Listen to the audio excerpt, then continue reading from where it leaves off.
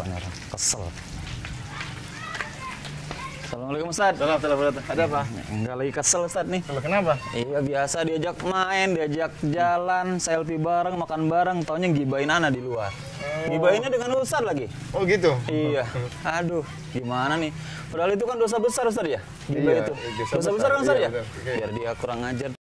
Oh, jangan begitu, jangan bahagia kalau saudara terjerumus dalam dosa besar. Oh, iya, iya.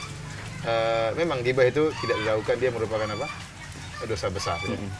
Dalil-dalil ya menunjukkan bahwasanya gibah itu adalah dosa besar. Kok bisa dosa besar Ustaz ya? Padahal kan tidak melukai orang, tidak membunuh orang.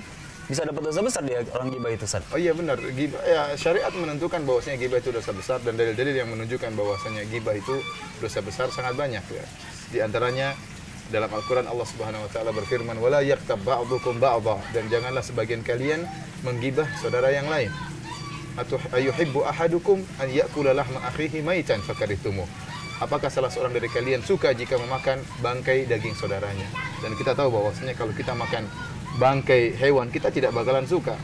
Sapi yang lezat, tapi kalau kita makan bangkainya sudah bau, kita tidak bakalan suka, menjijikkan. Apalagi yang kita makan bangkai manusia, apalagi manusia tersebut saudara kita, apalagi teman kita tadi, teman selfie bareng, teman makan bareng, kemudian kita makan dagingnya, itu adalah perkara yang menjijikkan. Dan Allah menyamakan antara gibah dengan memakan daging bangkai saudara. Oleh karena ini merupakan dosa besar. Kemudian syariat meninjau perkara yang lain. Kenapa gibah bisa menjadi dosa besar? Dari sisi dalil-dalil menunjukkan seorang muslim harusnya bersaudara. Dalam surat Al-Hujurat Allah mengatakan innamal mu'minuna ikhwah. Sungguhnya kaum mukminin itu bersaudara. Maka jauhilah segala perkara-perkara yang bisa membongkar dan merusak persaudaraan tersebut. Di antara hal yang sangat kuat yang bisa menyebabkan persaudaraan itu hancur adalah gibah.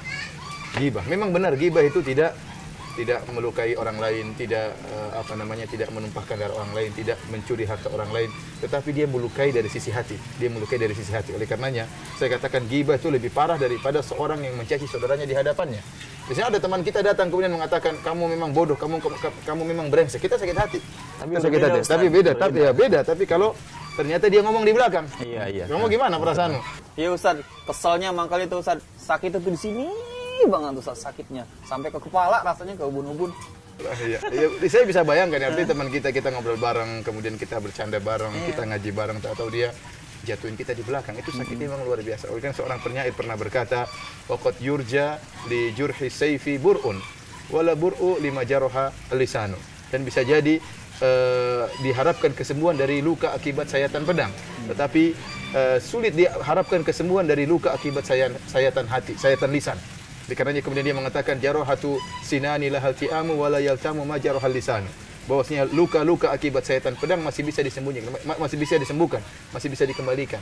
Tetapi kalau luka akibat sayatan lisan, akibat pedasnya lisan, maka sulit untuk disembuhkan. Kalau kita tahu orang tersebut pernah menyakiti kita, pernah menggibah kita, kita teringat dan sulit untuk menghilangkannya. Oleh karenanya dari sisi ini kita sadar kenapa gibah itu merupakan dosa besar. Karena menyakiti hati seorang, dan seorang terkadang lebih baik dia dipukul badannya daripada disakiti, dijatuhkan main belakang. Ini paling menyakitkan hati seseorang. Antum sendiri sekarang merasa sakit? Iya, sakit. Berharap dia terjerumus dalam dosa besar? Iya. Tidak boleh. Itu saudara antum doain dia. Kemudian saya katakan bahwasanya karenanya di antara hal yang menyebabkan menjelaskan bahwasanya gibah itu termasuk dosa besar, kita tinjau dari sisi dosa akhirat. Dalam hadis yang sahih disebutkan orang yang gibah dia akan disisa dengan dia mencakar-cakar wajahnya dengan kuku yang terbuat dari tembaga. Ya. Dalam hadis Rasulullah SAW mengatakan lama urijabi, tatkala aku bermi'raj, Isra Mi'raj, marartu biqaumin, aku melewati sebuah kaum yakhmishu lahum alfarum min nuhas, mereka memiliki kuku-kuku dari tembaga, ya, atau dari perunggu, yakhmishuna ala wujuhihim wa ala sudurihim. Ya, kemudian mereka mencakar wajah-wajah mereka dengan dada-dada mereka dengan kuku-kuku terbuat dari logam tadi. Ini menunjukkan bahwasanya mereka menyiksa diri mereka. Kemudian Rasulullah SAW bertanya kepada malaikat Jibril, mana ulai ya Jibril? Siapa mereka Jibril yang oleh Jibril alaihissalam yang mereka mencakar-cakar wajah mereka dengan kuku yang terbuat dari logam, kuku yang tajam? Kata Rasulullah, kata malaikat Jibril, haula'i alladzina yaktabuna ikhwanahum au ya'kuluna luhuma ikhwanihim. Mereka adalah orang-orang yang menggibah saudara mereka. Mereka adalah orang-orang yang makan daging bangkai saudara mereka. Ini hukuman bagi orang yang melakukan ghibah. Di antaranya juga Imam Al-Bukhari menyebutkan dalam Sahih Al-Bukhari tentang azab kubur disebabkan karena ghibah. Dia membuat sebuah bab Imam Al-Bukhari yang judulnya azab kubur dikarenakan ghibah. Kemudian dia menyebutkan sebuah hadis di mana ada 2 orang diazab dalam kuburan, di antaranya salah satunya kata Nabi sallallahu alaihi wasallam, wa amal akhar fakana yas'a bin namimah. Adapun yang satunya diazab kubur karena dia berusaha untuk namimah, untuk mengadu domba. Dan meskipun dalam hadis disebut teksnya adalah namimah, namun para ulama menjelaskan bahwasanya ghibah merupakan salah satu sebab timbulnya namimah, permusuhan. Antum bayangkan kalau antum kemudian bersahabat dengan teman antum tadi, dan teman antum tadi gibahin antum di sisi ustadz itu kan jadi buruk sangka sama antum. Iya betul, Ustaz. Jadi kemudian dia datang lagi, kadang-kadang dia menceritakan kejelekan yang satunya. Bisa jadi antum bermusuhan, atau paling tidak ustadz tersebut menjauhi antum karena berburuk sangka. Antum diceritain kejelekannya di si ustadz tersebut. Maka dia salah satu bentuk dari namimah. Dari sini mungkin sekarang antum sadar bahwasanya ghibah kenapa merupakan dosa besar, ya, karena tadi menyebabkan permusuhan di antara kaum muslimin, padahal persatuan sangat diharapkan. Kemudian di antaranya menyebabkan sakit di akhirat nanti, yaitu di kuburan. Sakitnya di kuburan, Ustaz. Sakitnya nanti di situ.